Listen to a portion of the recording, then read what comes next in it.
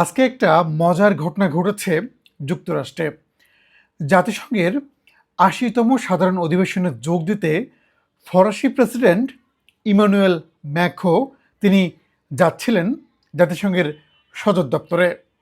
রাস্তায় তাকে আটকে দিয়েছে মার্কিন পুলিশ।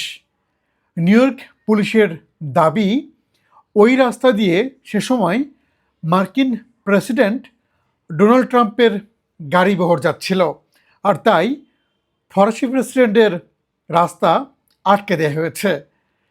বিষয়টি বুঝতে পেরে ইমানুয়েল ম্যাক্রো পুলিশের দ্বারস্থ হন। তিনি পুলিশকে বলেন যে আমাকে ছেড়ে দেন, আমিও যাব সেখানে। কিন্তু পুলিশ নাছোড়বান্দা, তারা বলে না, এটা সম্ভব না, কারণ প্রেসিডেন্ট ট্রাম্প যাচ্ছেন। বাধ্য হয়ে ম্যাক্রো তখন ফোন করেন ট্রাম্পকে। তিনি প্রথমেই ট্রাম্পের কাছে জানতে চান আপনি কেমন আছেন।